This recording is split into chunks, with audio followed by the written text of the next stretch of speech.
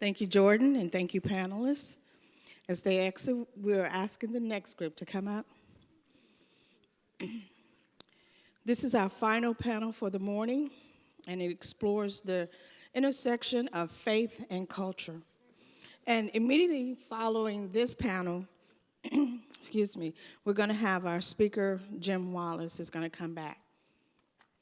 Our moderator is the Reverend Dr. Basie Holland Shuey. She holds a doctorate of ministry from the School of Theology from Sewanee, a master's of theological studies from Vanderbilt Divinity School, and a master's of arts in resource education from George Peabody College of Vanderbilt. She is an Episcopal priest with the Church of the Nativity in Huntsville, Alabama, and adjunct professor of religious studies at Belmont University in Nashville, Tennessee. She published an Interfaith DVD and study guide entitled Holy Hospitality, Interfaith Dialogue as Spiritual Practice. Let's welcome our moderator, Dr. Reverend Basie Holland Shuey.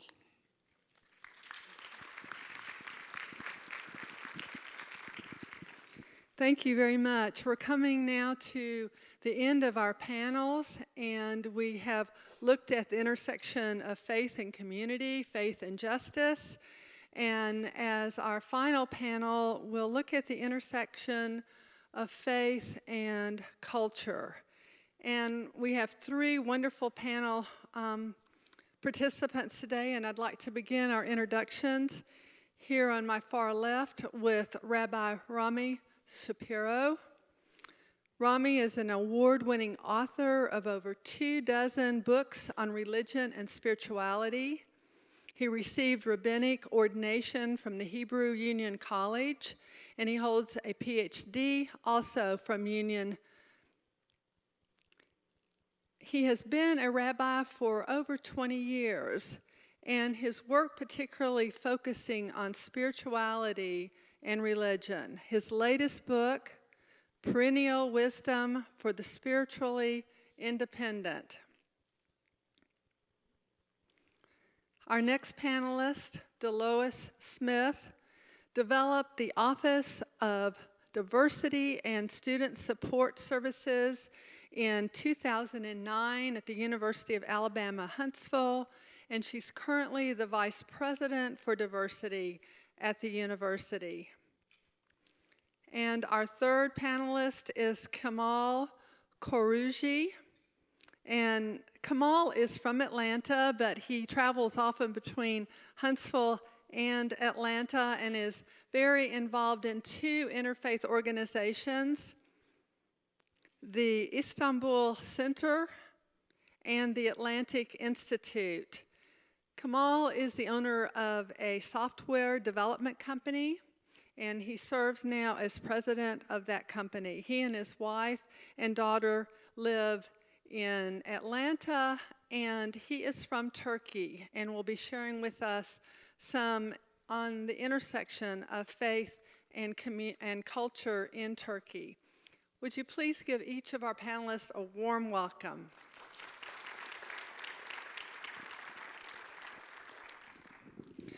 We decided as we were preparing for this that we wanted to leave you with some fun.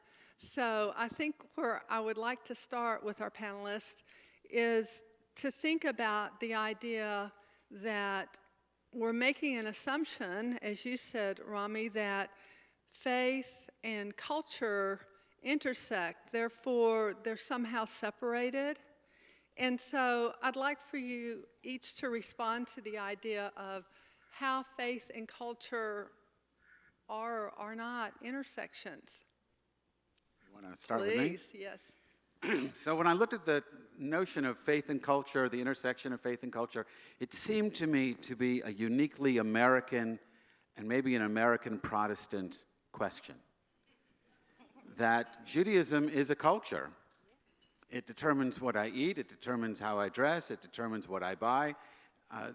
There's not a lot of room to say it's, that there's a separation, Judaism and culture. When I think of, and the same is true of Islam, and the same is true of certain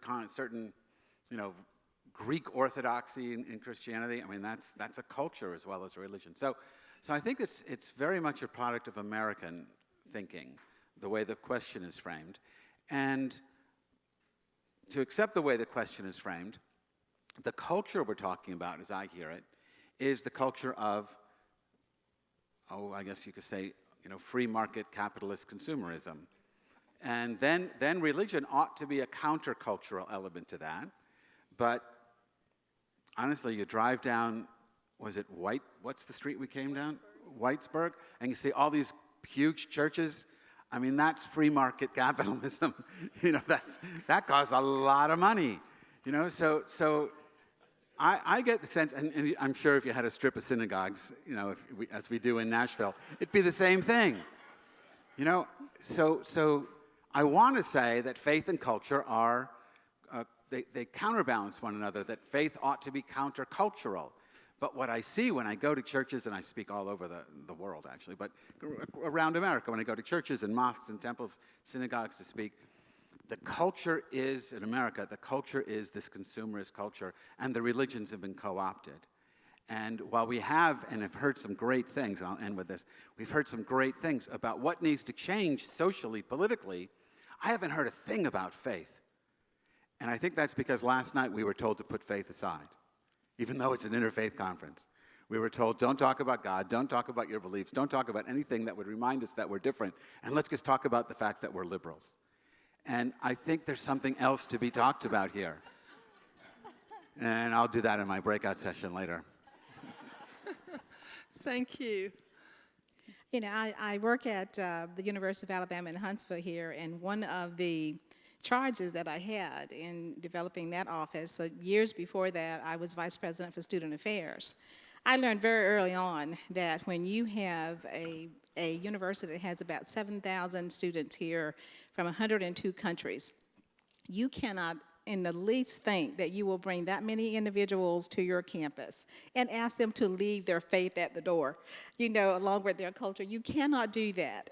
We had to, and I continue to help my faculty, staff, and students understand that the students on the campus, their faith is as much a part of them as the food we serve in the cafeteria. And we had to look at changing some of that too. But we cannot disconnect those particular things. And I'll have more to say about that a little bit later on. But I want us to understand that certainly for a couple of examples, as Rabbi had said here, in the Jewish culture, Native American, the faith and the religion is a part of every single aspect of who we are. And for us to think that we can separate those, we are being very remiss. Thank you. I want to use another word instead of culture, and that is civilization. I think it is more comprehensive. Some people think that when a culture becomes successful and decadent, then it becomes a civilization. There's some truth to that. But inside civilization, we have all kinds of things. We have technology, we have philosophy, we have religion, we have everything in the civilization. But most people look at civilization as a good thing. In reality, as human beings, if everything was lifted from the face of the earth, this building is gone, all the highways are gone, just us human beings on earth, as if we are the first people on earth, then we have unlimited choices. We can be whatever we want to be. We can do whatever we want to do. Life would be very difficult. Too many choices. What culture or civilization provide us is limits. It says you can dress, you should dress, and you can choose from these 15 things to wear. I am wearing this jacket today. I'm not wearing a toga because I don't live in Roman Empire anymore. So the culture or civilization provides us limits of what is possible. And religion or faith does exactly that and opposite of that. In ways, we are told by our faith traditions that you are not supposed to do these things. Yes, you have unlimited choices, but you cannot kill people. Yes, you have unlimited choices of being, but you cannot steal. You cannot lie. You cannot cheat. It puts limits on our behavior and our life and makes life much easier for us. And on the other side, just like you were saying, that the civilization, when it becomes successful and decadent, and then the faith says, oh, stop there. Don't be cruel. Don't be greedy. You know, you may have the money and you may have the success, but you cannot be that way.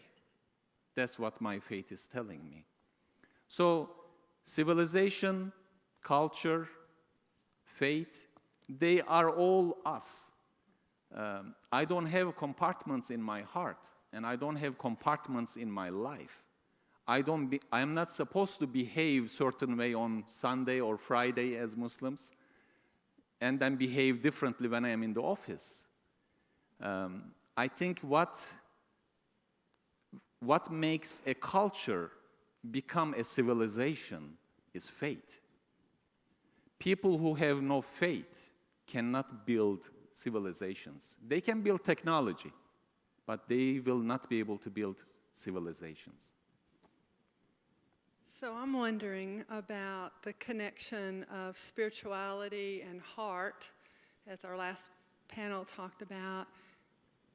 I'm kind of wondering if you all might engage one another from your perspective, your heart perspective, your faith perspective, on this issue of being civilized, of being a culture, being a community, responding in an integrative place of faith.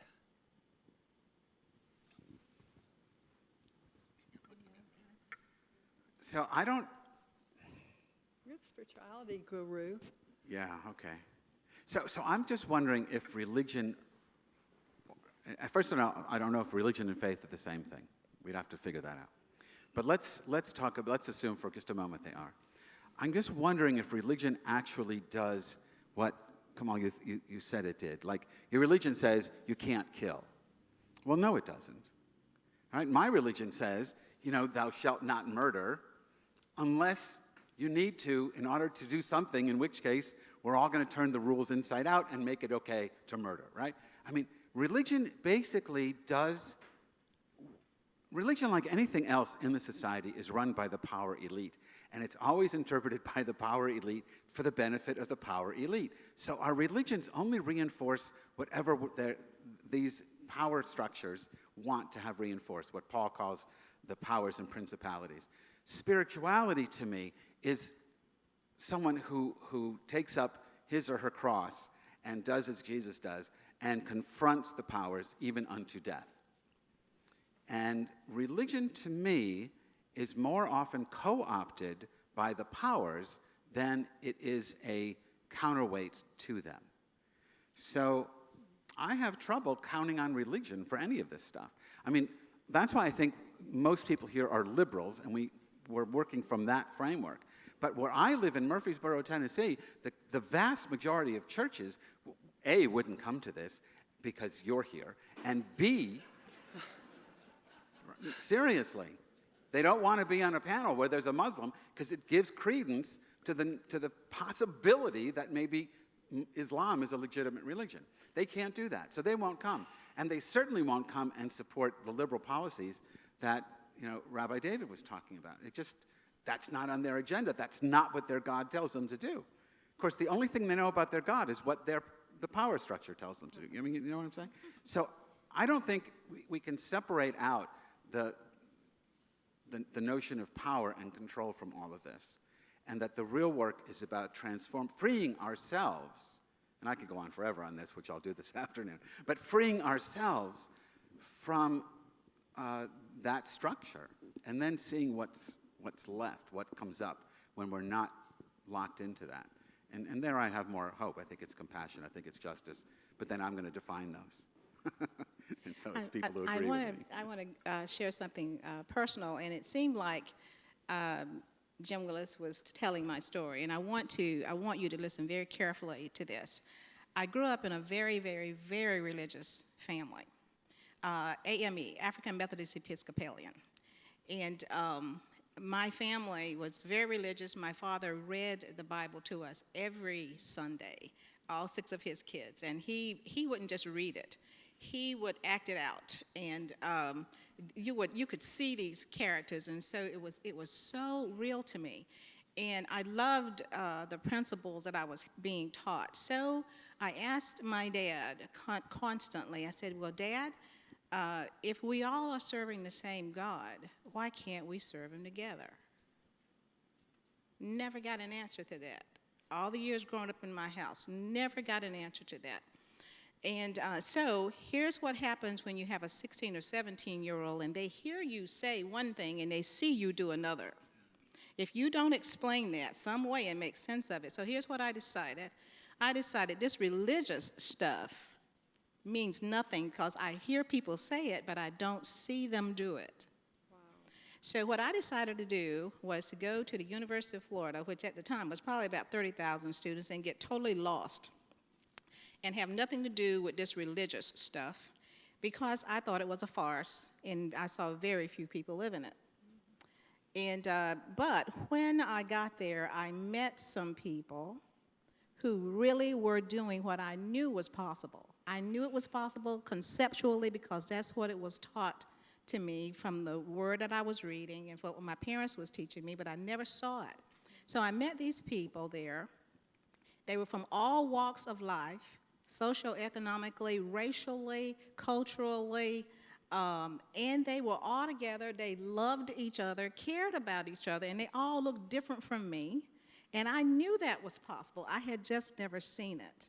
Now, sometime this afternoon, if you come to one of the sessions, I'm going to show you a picture of a congregation here. They heard about what was happening there, and they asked myself and my husband, who's African American, and a Caucasian couple to move to Huntsville, Alabama, and help replicate what we were doing there. And Kay Campbell did a piece on this congregation here, and it's called the Rainbow Congregation. And it's all these different people from all different races, ethnic groups, and so forth, and we make it work every day. So you can talk religion, but when you start talking about practicing it and living it, that's a totally different thing, and it will cost you to do that. And I'll recount some ways of losses that came along with that. It is not easy to do, but it can be done and it is possible. But what I've always found amazing is the reasons that people give for why it can't be done. It is just absolutely amazing to me. I love what both of you said. There is some pain in that. That is, religion has a bad rap in this country. Organized religion has a bad reputation, sometimes for good reasons, sometimes not so. When Prophet Muhammad, peace be upon him, after his death, the first generation that lived with him, as Muslims, we look up to that generation. They are our examples to follow. And then came the second generation.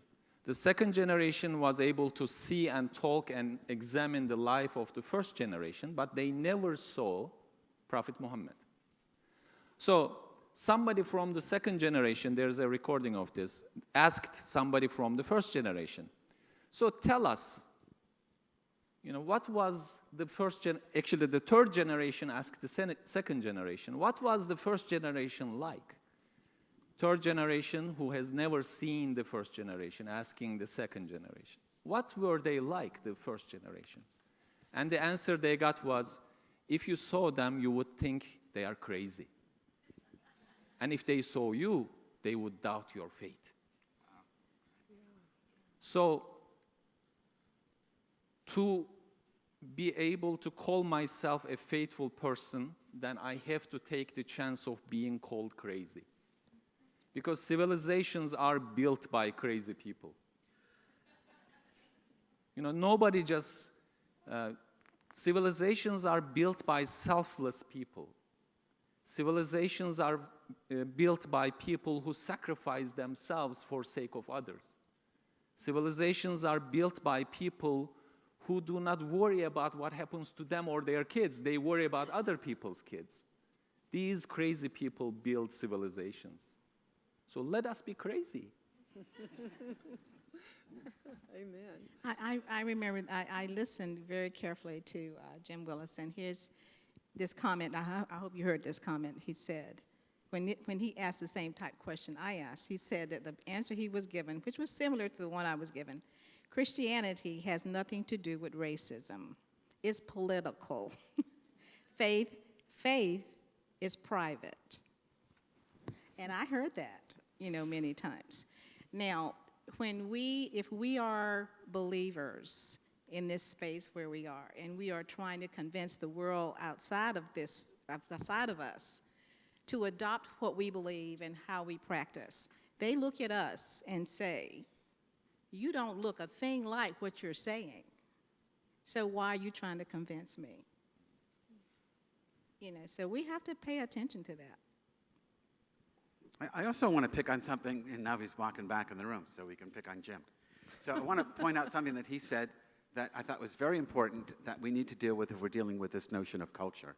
And that is the phenomenon of what the Pew Forum people called the nuns, N-O-N-E-S. But I don't like the term. It's like he said, many of them believe in God. That's not that they have no religion or no faith. It's that they no longer feel the need to associate with a siloed religion, Jews, Christians, Muslims, Hindu, Buddhists, whatever. They look at the world and they say, humanity invented these religions. I'm a human. I can pull from any and all of them, whatever works for me. These are people that I call the spiritually independent. And the culture that out of which this is happening is not the strict American consumerism that I mentioned earlier. It's a new culture that's emerging with the coming of the internet.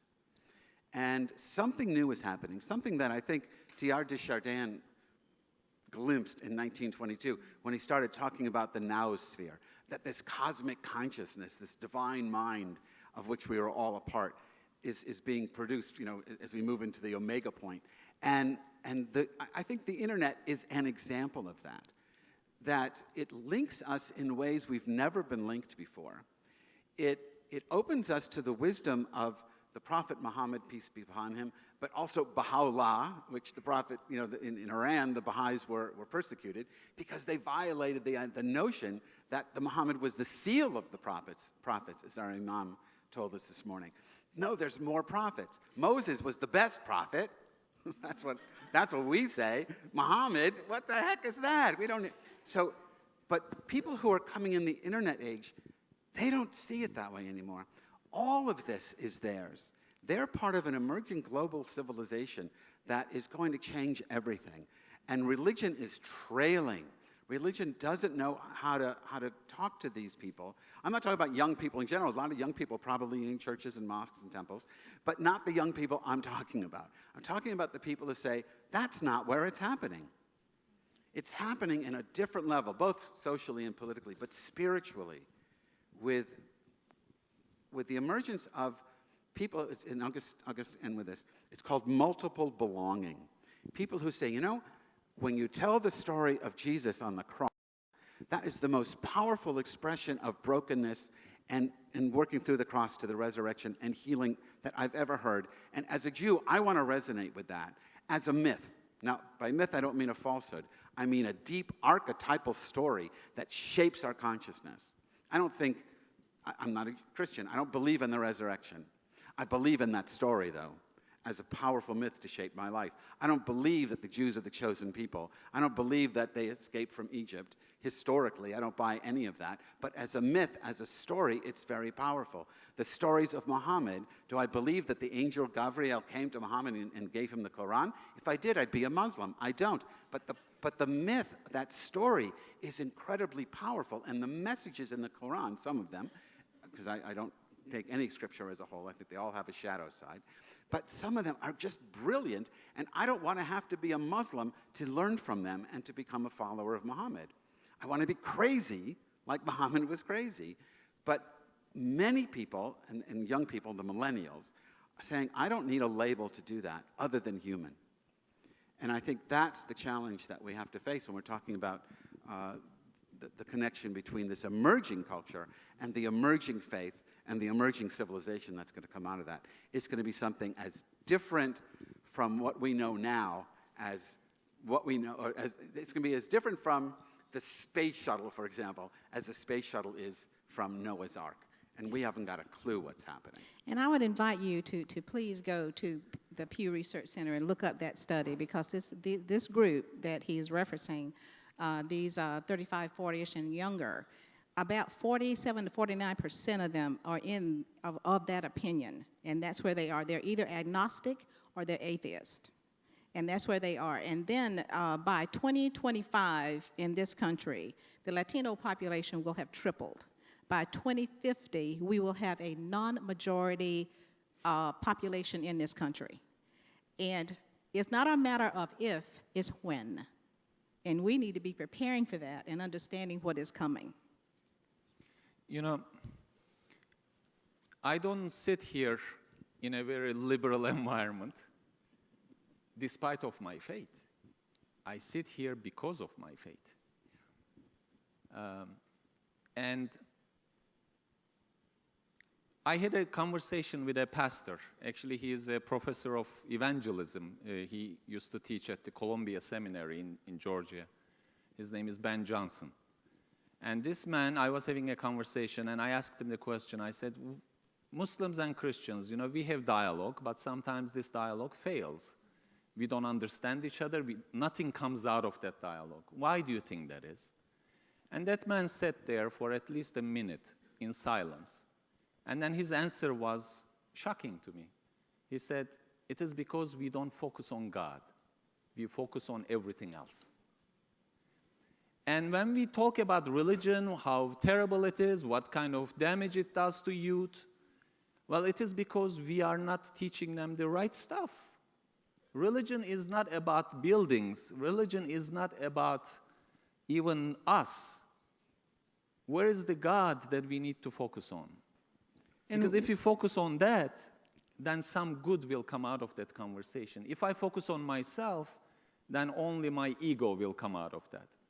At this point, we're going to have to close the panel. There are so many exciting questions in what you all have left us with.